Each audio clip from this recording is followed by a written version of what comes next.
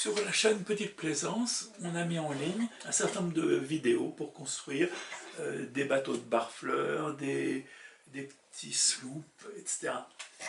Il ne s'agit pas de maquettes, il s'agit de bateaux jouets qui sont beaucoup plus rustiques. Dans la série qui vient, on va donner quelques conseils particuliers pour les débutants, comment choisir les outils, comment choisir le bois, comment caler les pièces pour les travailler, etc.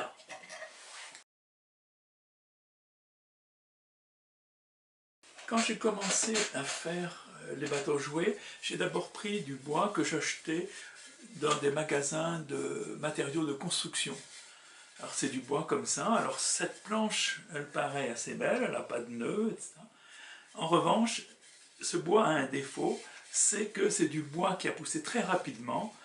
On voit que les cernes sont très espacées. Les parties qui sont sombres sont plus dures, les parties qui sont claires sont plus molles, et en fait, ça va être difficile à travailler. Si on veut obtenir une belle surface et plus agréable à travailler, il vaut mieux du bois dont les cernes sont beaucoup plus serrées. Ici, on voit à peine, là pratiquement, l'arbre ici avait grossi de 2 mm par an, alors que celui-ci avait peut-être grossi de 2 cm chaque année. Alors, il s'agit du sapin rouge, du sapin du Nord rouge. Bon, c'est plus coûteux, c'est un peu plus dense, en revanche c'est très agréable à travailler et on peut trouver des grandes planches. J'achète principalement des planches qui font 225 sur 25 mm d'épaisseur et la longueur. Dans le magasin où je vais, on peut trouver des planches donc, qui font 4 mètres sans un seul nœud, donc on n'a pratiquement aucune perte. Par ailleurs, comme le fil est bien droit, quand on fera les mâts ou les espars, on pourra raboter dans un sens ou dans l'autre. Avec du bois de charpente, ça va être très difficile, dans bien des cas, de raboter dans les deux sens. Donc, deuxième matériau qu'on utilise beaucoup, c'est du contreplaqué. Il faut du contreplaqué extérieur ou du contreplaqué marine. Donc on a besoin de 2 épaisseurs. Quand il y a des ponts à faire, donc là c'est du 5 mm. Quand on a des quilles, par exemple pour les bateaux genre Luxembourg, on prend du contreplaqué de 10 ou de 12 mm d'épaisseur. Avec ces 3 matériaux, c'est-à-dire du Nord rouge, du contreplaqué de 5 et du contreplaqué de 10 ou 12, eh bien on peut faire pratiquement tous les bateaux jouets qui sont sur le site.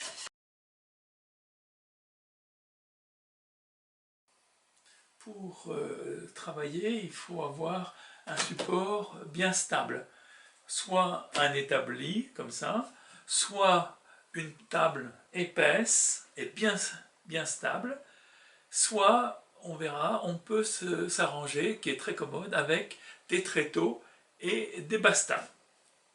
L'avantage de cet établi, c'est qu'il a des presses comme ça, qui permettent, comme ça, de serrer les pièces. On verra aussi que pendant le travail, on peut mettre la quille du bateau ici dans la presse pour travailler le dessus par exemple. Donc cette presse est très commode, mais on peut très bien se débrouiller avec une table et des serre-joints.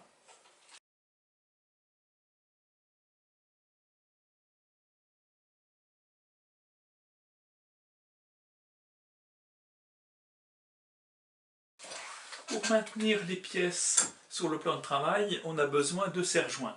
Alors il y a toutes sortes de modèles. Ça, ce modèle comme ceci, j'utilise jamais ces petits. Je les trouve qui ne sont pas précis.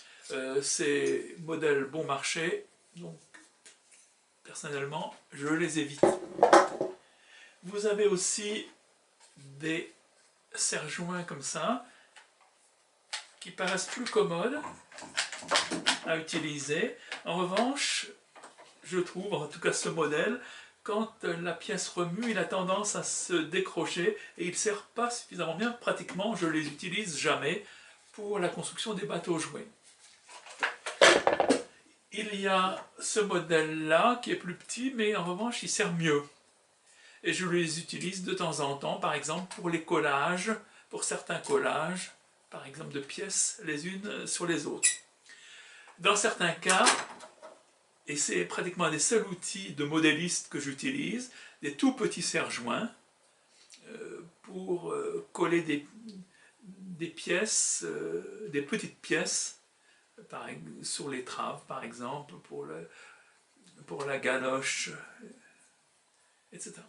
Le serre-joint que j'utilise le plus souvent, en fait, pratiquement tout le temps, et que j'utilise, c'est pratiquement l'outil que j'utilise le plus, en fait, le plus souvent, pratiquement pour chaque opération, c'est un serre-joint à pompe. Alors, certains serre-joints à pompe sont très très coûteux. Celui-ci, c'est un modèle qu'on trouve à Brico Dépôt. En fait, pour un prix très raisonnable, ça doit être c'est moins de 10 € en tout cas. En fait, il était plus grand. J'achète le grand modèle pour avoir des morts le plus grand possible. C'est plus commode pour certaines opérations. Mais en revanche, ici, il était un peu long et c'était un peu gênant et lourd. Donc en fait, j'ai recoupé la tige, voilà, et ça fait une quarantaine de centimètres. C'est suffisant pour toutes les opérations qu'on aura à faire. Et ce serre-joint, en fait, est très commode, il tient bien. Alors, il a un défaut, simplement. Quand on l'achète, il est brut de fonderie, et il y a souvent, ici, un défaut qui dépasse. Alors, il vaut mieux le limer pour que cette surface soit plane. On verra aussi, je montrerai tout à l'heure, qu'on peut rajouter une espèce de protection en cuir ou en ruban adhésif pour éviter de marquer le bois. Une protection qu'on peut mettre au serre-joint, voilà, c'est un petit morceau de cuir.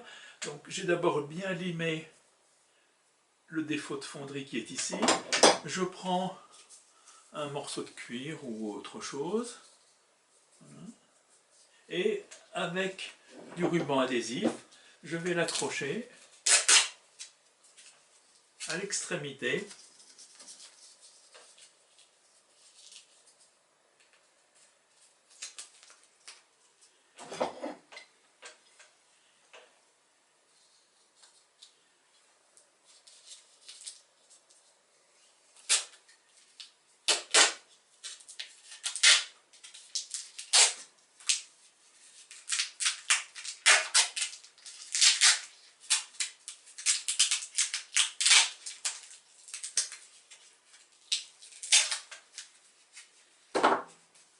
Voilà. Donc maintenant, on ne risque plus de marquer le bois quand on va serrer. C'est une possibilité.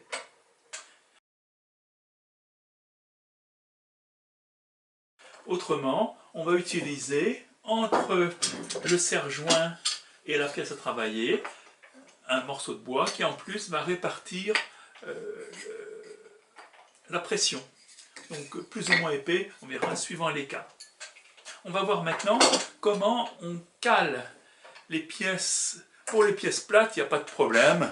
Quand on a une pièce plate à travailler, par exemple pour la creuser, il suffit, évidemment, voilà.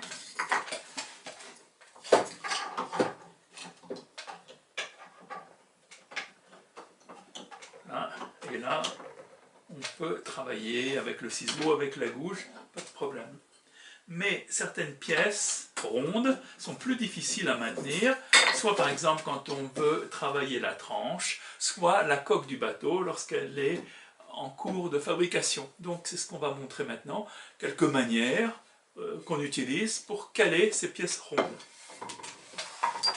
Pour travailler la tranche ici, si on a une presse, c'est très facile, on met la pièce dans la presse, et puis par exemple si il s'agit de vouloir, voilà, pas de problème.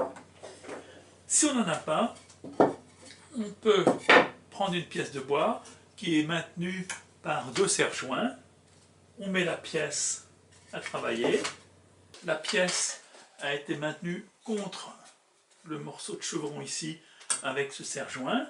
On peut même ajouter, si on veut, une cale ici, qui a une forme un peu arrondie, pour empêcher la pièce de tourner. Et là, normalement, on ne doit pas avoir de problème pour travailler la tranche. Voilà. Donc, une manière, il y en a d'autres, une manière assez commode.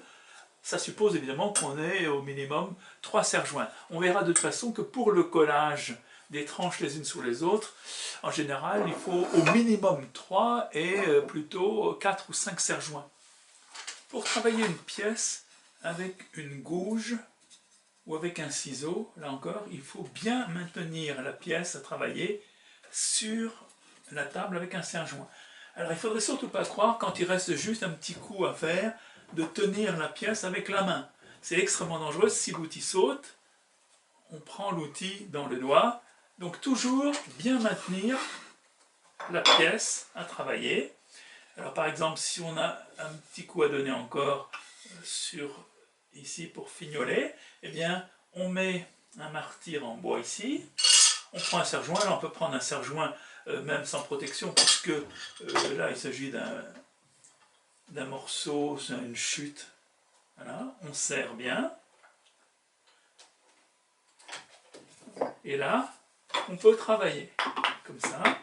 La pièce tient bien, c'est plus facile à travailler, c'est plus précis.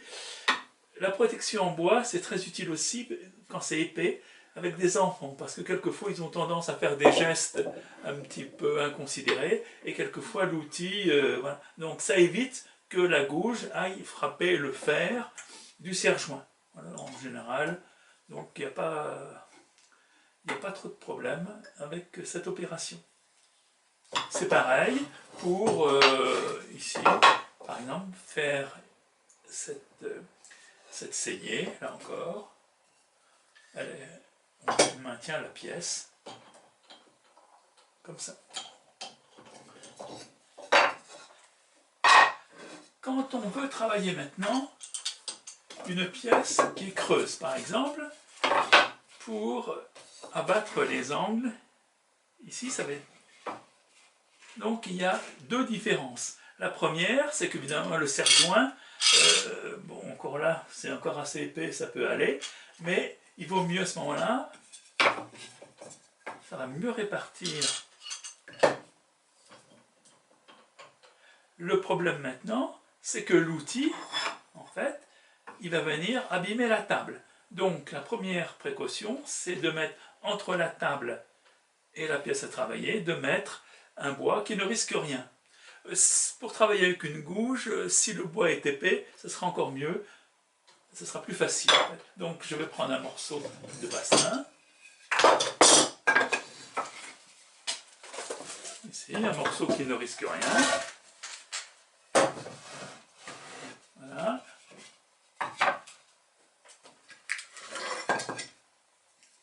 Soit on accroche le bastin lui-même, soit on prend tout d'un seul coup.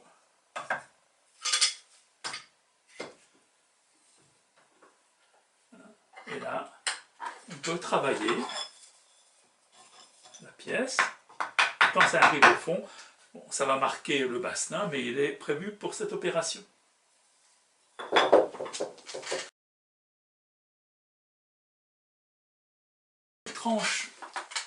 Quand les tranches ont été collées, on peut fignoler l'intérieur. Il y a des traces de colle, et puis quelquefois le lissage intérieur n'a pas été très bien fait, il faut ajuster un petit peu.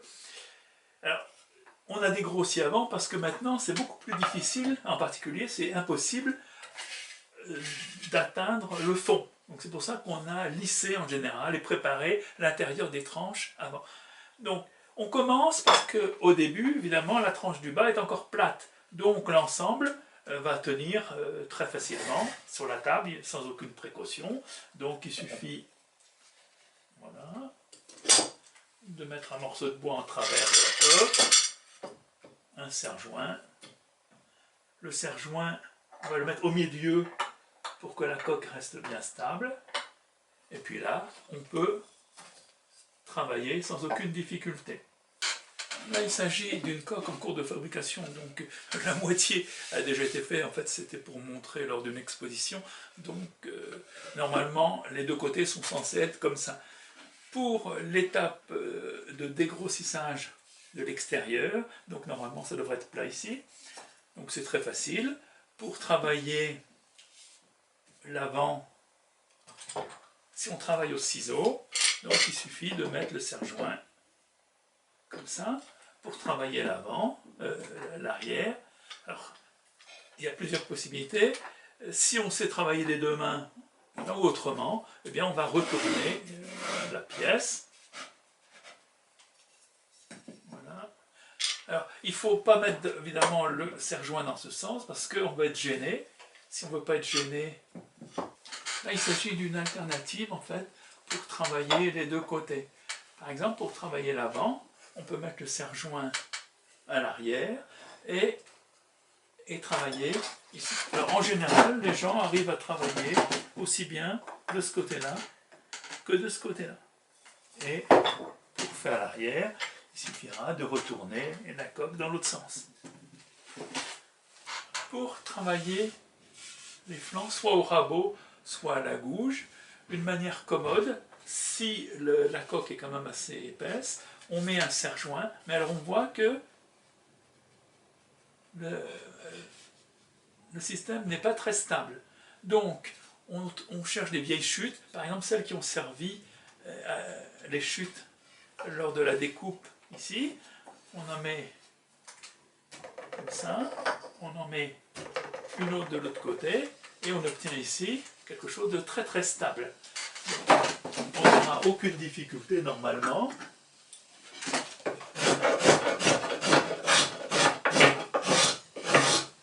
Pour travailler, voilà, soit à l'avant,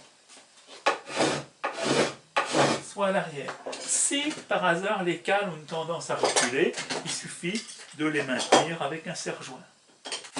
On a vu, pour travailler le flanc ici, on pouvait mettre un serre-joint comme ça, ensuite deux cales, et là on travaillait vers l'arrière ou vers l'avant. Pour faire l'autre côté, on retourne la coque.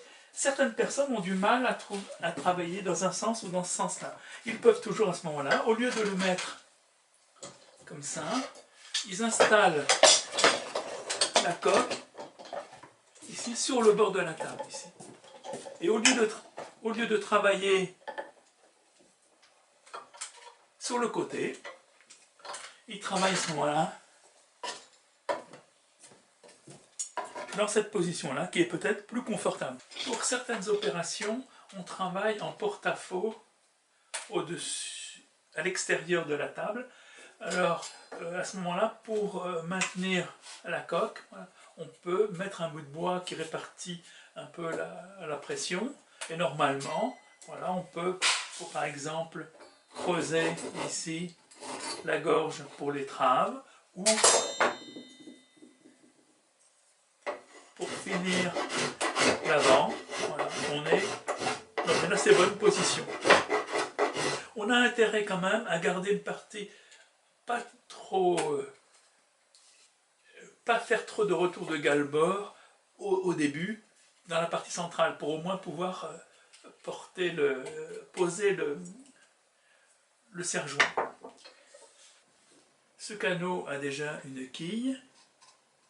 Donc si on doit travailler par exemple la tonture, le problème c'est qu'il ne tient pas très bien. Donc on peut mettre une chute de bois de la bonne épaisseur de chaque côté, mettre un morceau de bois en travers, mettre le serre-joint juste au milieu et bien serré, et on obtient quelque chose d'assez stable, en tout cas suffisamment pour pouvoir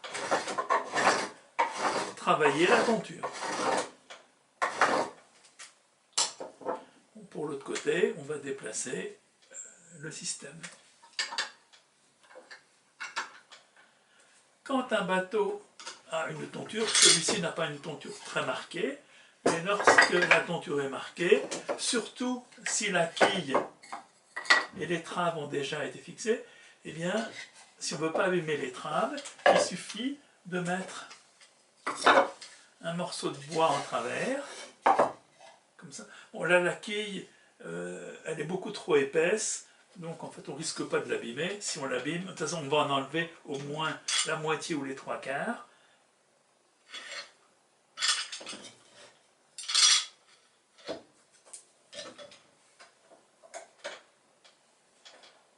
Voilà, et on peut travailler, par exemple si on veut scier ici le talon de quille, scier ce morceau d'étrave.